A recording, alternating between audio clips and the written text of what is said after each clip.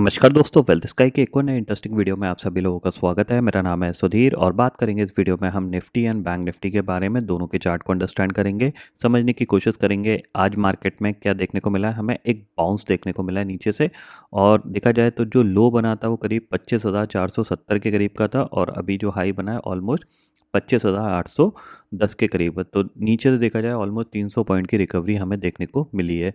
Reason क्या था?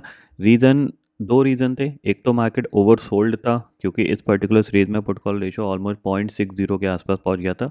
तो वहां से ओवर सोल्ड मार्केट से बाउंस बैक आना एक नॉर्मल चीज़ है। इजीली 150 से 200 पॉइंट का बाउंस बैक आ जाता है। तो day low to day high का बाउंस बैक यहाँ पे इजीली आ गया, और फॉलो अप बाइंग भी थोड़ी बहुत रहती है यहाँ पे। ठीक है, यहाँ पे हमने मॉर्निंग में कुछ कॉल्स प्लान करी थी, बट जो क्वांटिटी थी उस क्वांटिटी के बेसिस पे थोड़ी सी क्वांटिटी आधी करनी पड़ गई थी, क्योंकि यहाँ पे स्टॉप लॉस हमारा टिकर हुआ था। आधी इसलिए करनी पड़ गई थी क्योंकि ऐसा लग रहा था कि मार्केट हो सकता है नीचे ही क्लोज देता, तो मैं ज़्यादा रिस्क लेना नहीं चाहता था। बट सेकंड हाफ में ये रिकवरी आई, तो उसकी वजह से कह सकते हैं जो मॉर्निंग का लॉस था वो भी कवर हो गया, और प्लस जो बाउंस बैक का वेट कर रहा था मैं, वो भी मार्केट में आ गया है। ठीक है, अब यहाँ पे देखो, ट्रेड डील होगी नहीं होगी मुझे उसका कोई आइडिया नहीं है, क्योंकि वो एक न्यूज़ फ्लो है। उस न्यूज़ में ट्रेड डील में बहुत बार न्यूज़ आ गई है, तो हो जाती है अच्छी बात है, नहीं हो जाती है तो कोई दिक्कत की बात नहीं रहेगी। ठीक है, अब यहाँ पे बिकॉज मार्केट बाउंस बैक कर गया है, कल निफ्टी की एक्सपायरी है, मोस्ट प्रॉब्ली इसी कहीं जोन में हो जानी चाहिए, 25,800-900 के जोन में। ठीक है, यहाँ पे मैंने अपने थोड़े से शॉर्ट ऐड करना दोबारा से स्टार्ट कर दिया। मतलब जो हमने टॉप पे शॉर्ट किया था 25,800-750 पे जाके प्रॉफिट बुक किया था, उस प्रॉफिट को अब धीरे धीरे दोबारा शॉर्ट पे डाइल्यूट मतलब ऐड करना मैंने स्टार्ट कर दिया है। ठीक है, अब अगर आप पोजिशनल शॉर्ट बनाते हो, ठीक है, तो पोजिशनल शॉर्ट में रिस्क क्या होता है कि प्रीमियम डिके का रिस्क होता है, बट वो एक दो दिन तीन दिन थोड़ा सा डिके लगता रहता है, बट जैसी मार्केट आपके फेवर में जाता है तो आपकी पोजीशन बहुत अच्छा प्रॉफिट दे देती है। तो पोजीशनल में ये दिक्कत रहती है कि आपको जो डिसीजन है थोड़ा सा बड़े टाइम फ्रेम में लेना पड़ता है। बड़े टाइम फ्रेम का मतलब ये है कि आप आधे एक घंटे के चार्ट के हिसाब से काम करते हो, 5 मिनट 10 मिनट के चार्ट के हिसाब से काम नहीं करते हो। अगर आप शॉर्टर टाइम फ्रेम में काम करना चाहते हो, आपको लगता है कि मार्केट यहाँ से गिर सकता है या फिर ऊपर जा सकता है, तो मैं आपको सिंपल सा बता रहा हूँ कि अगले मतलब इस जनवरी में आप सुपर ट्रेंड पे बहुत ज़्यादा फोकस रखिए। ठीक है, स्पेशली 5 मिनट के सुपर ट्रेंड। 5 मिनट का सुपर ट्रेंड में आपको अच्छे मूव मिलेंगे, क्योंकि ये मंथ नॉर्मली वॉलेटाइल रहता है, एक करेक्शन मंथ रहता है। तो फर्स्ट फेज ऑफ करेक्शन आपको देखने को मिल गया, ओवरसोल्ड मार्केट था, पुल बैक आ गया। अब ये दोबारा से एक दो दिन बाद यहाँ से कंसोलिडेशन करता है, अगर ऊपर नहीं जा पाता है तो दोबारा से आपको नीचे जाता हुआ दिखाई देगा। ये पॉइंट आपको थोड़ा सा ध्यान में ज़रूर रखना है। ठीक है, तो आप क्या कर सकते हो इंटरडे पॉइंट ऑफ व्यू से, जब भी सुपर ट्रेंड 5 मिनट का नीचे की तरफ कट जाए, तो आप अपनी कोई भी एट द मनी की पुट, मतलब जहाँ पे कटा, मान लो 25,700 पे कटा तो 25,700 की पुट लेके बैठ गए, 25,600 पे कट रहा है तो 25,600 की पुट लेके बैठ गए। मतलब सिंपल सी चीज़ है, जैसी सुपर ट्रेंड नेगेटिव हो जाए आप अपनी शॉर्ट की पोजीशन क्रिएट कर लेना, और स्टॉप लॉस सेम इस तरीके जैसे यहाँ पे, जैसे इस जोन में मान लीजिए यहाँ पे आपने शॉर्ट क्रिएट किया, तो इस लाइन को आप स्टॉप लॉस मान के चलिएगा, जैसे ये कट जाए अपनी जो भी पोजीशन है उससे आप एग्जिट कर लीजिएगा। तो ज़रूर इसको ज़रूर फॉलो करिएगा, क्योंकि मुझे लगता है कि ये जो बाउंस है इसके बाद दोबारा से एक दो दिन तीन दिन बाद मार्केट दोबारा से गिर सकता है। स्पेशली सेंसेक्स एक्सपायरी पे ज़रूर आपको ध्यान रखना है, क्योंकि सेंसेक्स एक्सपायरी में क्या होता है, जो वॉल्यूम होता है वो थोड़ा सा कम होता है, तो वहाँ पे प्रीमियम बहुत तेज़ी से जंप करते हैं, तो उस पर आप ज़रूर नज़र रखिएगा। निफ्टी 25,800 तक आना था, क्यों आना था उसके पीछे का रीज़न भी मैंने आपको बता दिया कि मार्केट ओवरसोल्ड था, ओवरसोल्ड से बाउंस आना तय था मार्केट का, और वन वे में मार्केट कभी बढ़ भी नहीं सकता तो गिर भी नहीं सकता। तो ऑलरेडी हमने 1 2 3 4 5 ट्रेडिंग सेशन गिरावट दिखाई, आज हम लो तक गए हैं तो बाउंस आया है।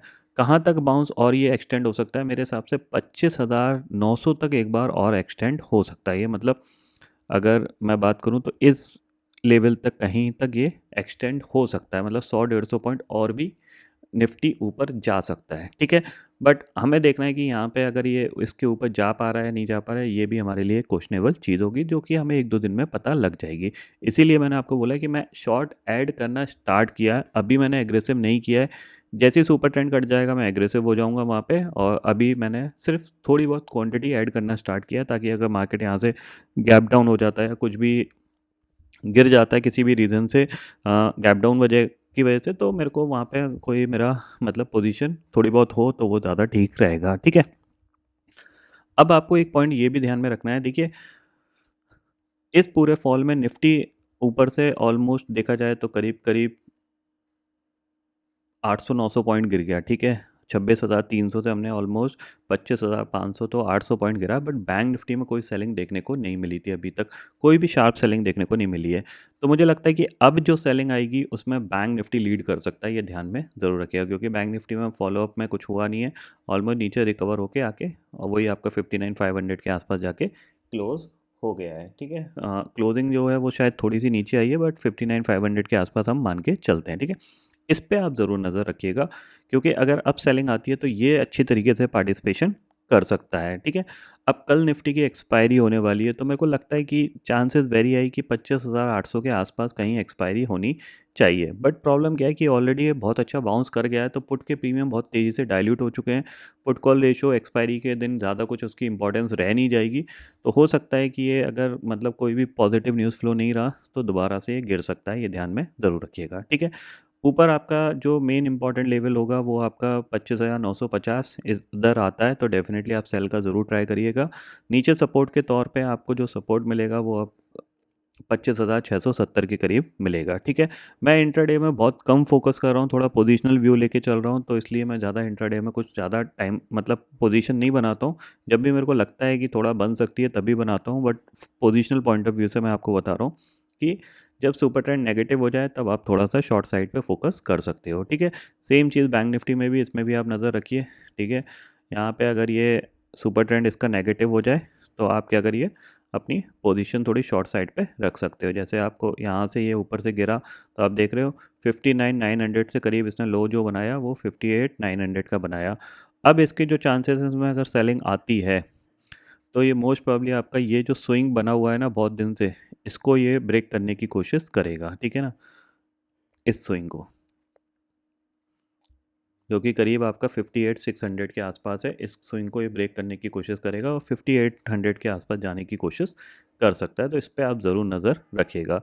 मैं ये नहीं बोल रहा कि मार्केट ऊपर नहीं जा सकता, बट मार्केट ऊपर अगर जाएगा तो थोड़ा स्लो जाएगा, मैंने आपको बताया, ठीक है ना, क्योंकि जैसी नई सीरीज स्टार्ट होगी तो कॉल के प्रीमियम ऑलरेडी आज जंप कर गए, पुट ऑलरेडी डाइल्यूट हो चुकी है, तो मार्केट का जो ट्रेंड दिख रहा है फिलहाल सेलिंग की तरफ ज़्यादा दिख रहा है। बाइंग की तरफ ये सिर्फ एक कह सकते हैं कि हम एक ओवरसोल्ड से बाउंस हुए हैं। अब कल हमें 1-2 दिन में पता चल जाएगा कि फॉलोअप बाइंग कितनी आती है। इस पूरी शॉर्ट कंडीशन का जो स्टॉप लॉस होगा वो आप मान के चलिएगा 26,000, इसके ऊपर क्लोजिंग हो गई तो फिर थोड़ी सी सिचुएशन चेंज हो जाएगी। जब तक 26,000 के नीचे है, 25,900 के नीचे है, तब तक ये दोबारा से नीचे की तरफ जा सकता है, ठीक है। ये ध्यान में रखना है, ठीक है। तो फिलहाल दोस्तों इस वीडियो में इतना ही है। आई होप ये वीडियो आपको पसंद आएगा। वीडियो पसंद आता तो लाइक और शेयर ज़रूर करिएगा और चैनल को जो सब्सक्राइब कर लीजिए, क्योंकि मैं सुधीर लेके आता रहूँगा हर दिन आपके लिए नए नए वीडियो। इसी के साथ शुक्रिया दोस्तों। जय